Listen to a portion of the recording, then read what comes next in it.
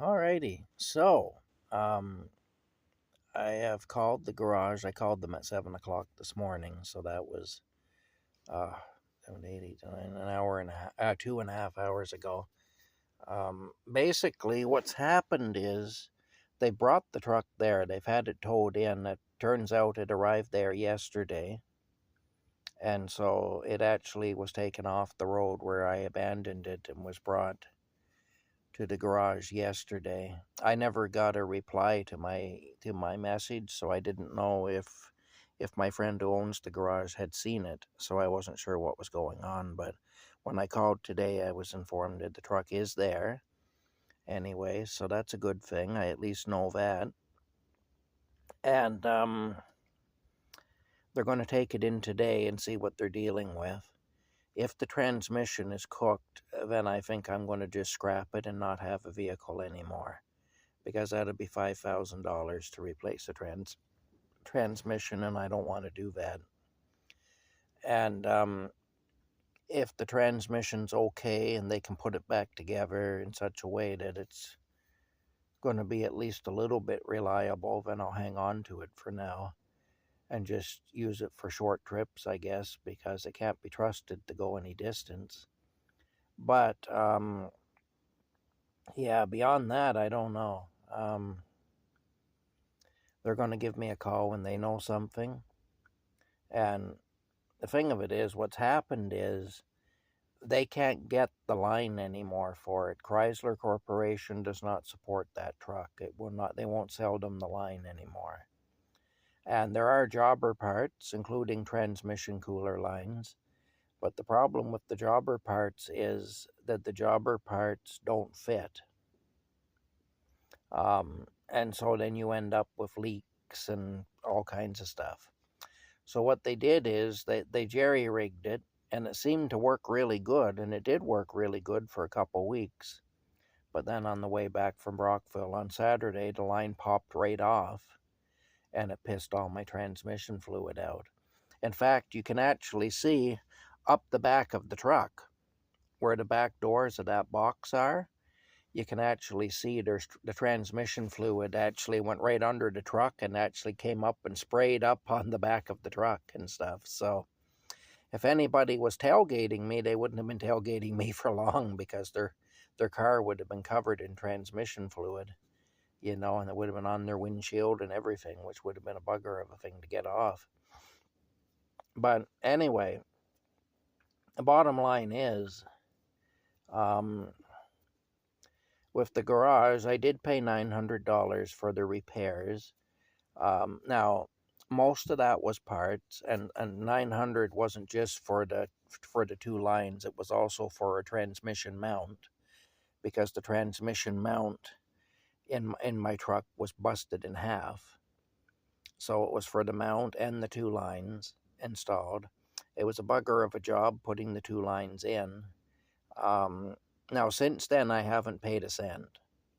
They even ate the towing costs from Smiths Falls to Perth when it broke down last time. But here's the thing. Obviously, I can't expect them to keep eating the repair costs, so I've told them I will pay the towing.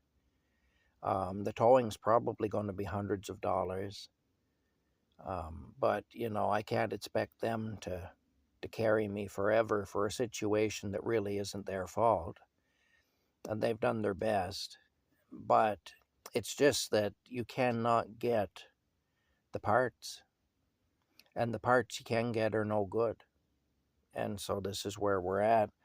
I wouldn't want to be running a garage these days. It'd be a friggin' nightmare, with all the government interference and all the rules and regulations and environmental regulations, and dealing with customers and everything being so expensive and vehicles being so shitty and the replacement parts being shitty and stuff. And, it'd just be a lot of stress.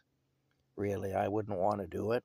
So, like I say, I appreciate them for what they've done. They've gone above and beyond for me.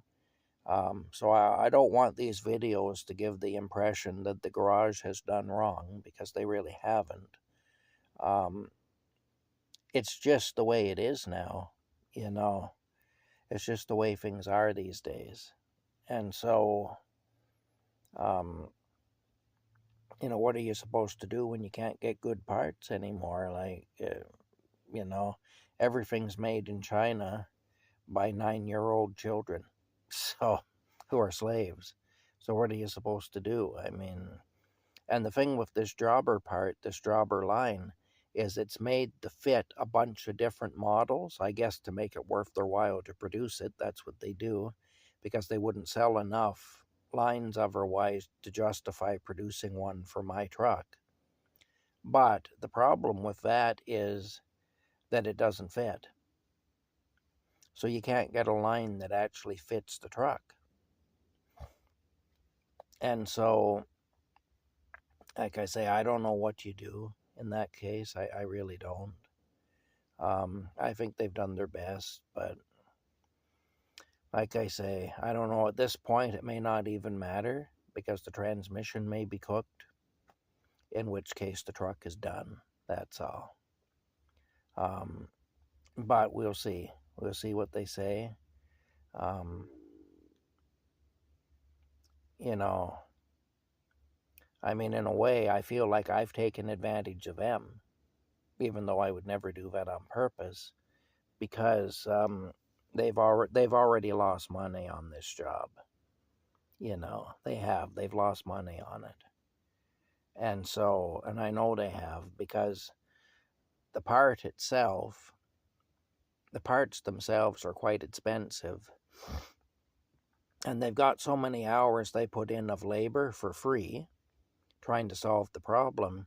And then they've also had to pay for towing from Smiths Falls to Perth.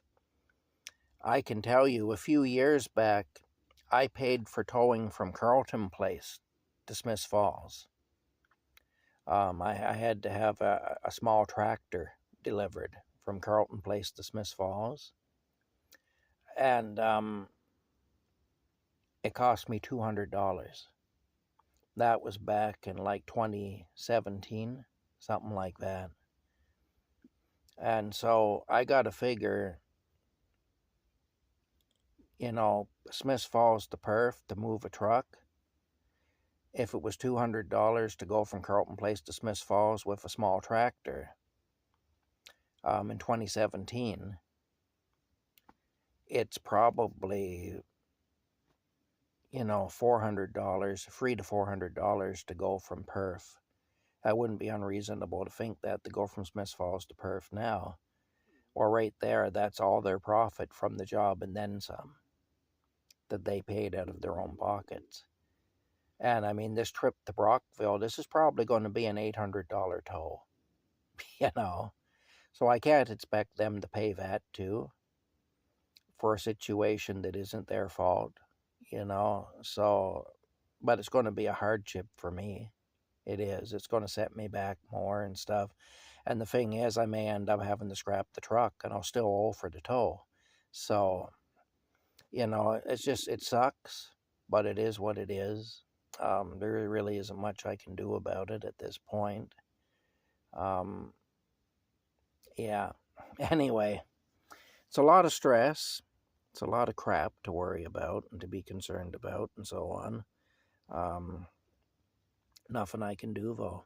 I'm just going to wait for them to call and let me know what's going on and find out what I owe and find out what can be done. If I have to scrap the truck, I'm sure they'll lend me their truck to move my stuff anyway, to get my belongings out of my truck. But that's about it. After I get the belongings out of my truck, that may very well be the last time I ever drive in this lifetime, So, because it's just too expensive now, Vehicles in Canada especially are wicked expensive. So, not much can be done, that's all. All right, we'll see you later. That's what's happening.